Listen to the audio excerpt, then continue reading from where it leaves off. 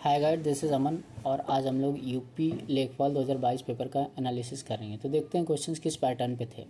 पहला क्वेश्चन दिया, how does increase efficiency of fuel using the new technologies benefit humans and environment. Question में पूछ रहा है कि अगर आप फ्यूल का एफिशिएंसी बढ़ाएंगे तो वो ह्यूमंस और एनवायरनमेंट को कैसे बेनिफिट करेंगे। ऑप्शन चेक करते हैं। पहला ऑप्शन दिया, production of fuel will increase. नहीं, प्रोडक्शन की बात नहीं कर रहा है क्वेश्चन में एफिशिएंसी की बात कर रहा है। दूसरा ऑप्शन दिया, cost of fuel production will decrease. Question में फ्यूल के कॉस्ट की भी बात नहीं हो रही। तीसरा ऑप्शन दिया, amount of fuel in reservoirs will increase. नहीं। चौथा ऑप्शन दिया, pollution and consumption will decrease. Yes, ये सही ऑप्शन है, क्योंकि क्या है, एफिशिएंसी का मतलब होता है कि आप मिनिमम फ्यूल से मैक्सिमम एनर्जी जनरेट कर रहे हो। तो जैसे जैसे फ्यूल की एफिशिएंसी बढ़ती है, फ्यूल का कंजप्शन और पोल्यूशन दोनों कम होते हैं। तो इसका राइट आंसर है डी। अगला देखते हैं, Who has become one of the youngest Indian mountaineers to summit the Everest Base Camp in Himalayan ranges in Nepal? Let's check the option. पहला ऑप्शन दिया, रोशनी शर्मा, रिद्धम ममानिया, निधि त्रिपाठी, रजनी सेठी। तो ये चार ऑप्शन दिए हैं। अब इसमें पूछ रहा है कि कौन सी यंगेस्ट मतलब सबसे कम उम्र की इंडियन माउंटेनियर जो एवरेस्ट बेस कैंप पर गई। तो इसका राइट आंसर था रिद्धम ममानिया। ये सबसे कम उम्र की इंडियन माउंटेनियर्स थी। तो आपको इसको ध्यान रखना है।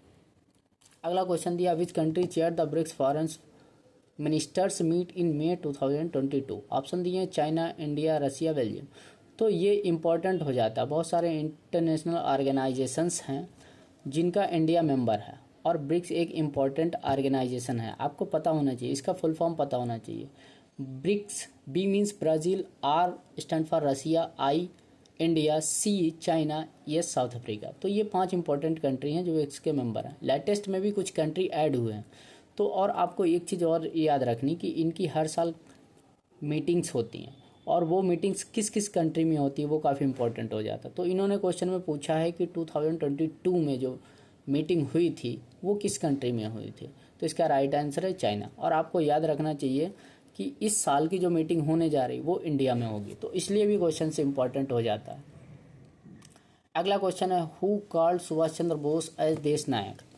इसमें ऑप्शन दिए हैं, लाला लाजपत राय, रविन्द्रनाथ टैगोर, महात्मा गांधी, बाल गंगाधर तिलक। तो इसमें राइट आंसर है रविन्द्रनाथ टैगोर।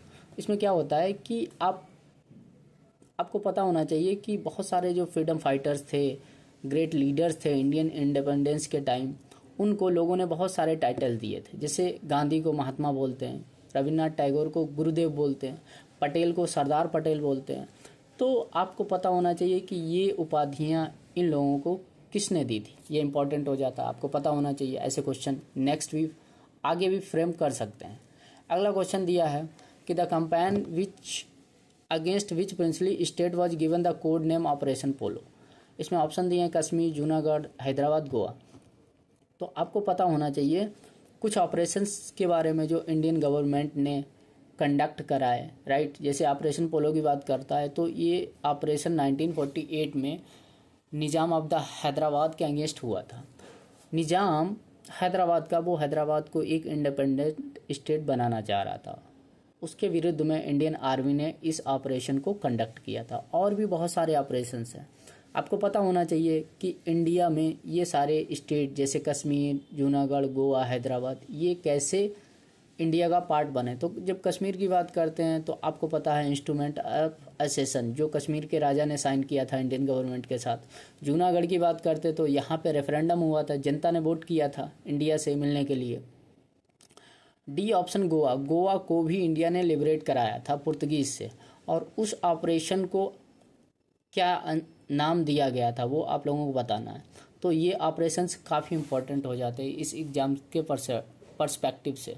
तो आपको ध्यान रखना है इन क्वेश्चंस को देख के कि आप किस किस टॉपिक को हाईलाइट करेंगे, किस किस टॉपिक पे आपको कमांड करनी है। थैंक्स।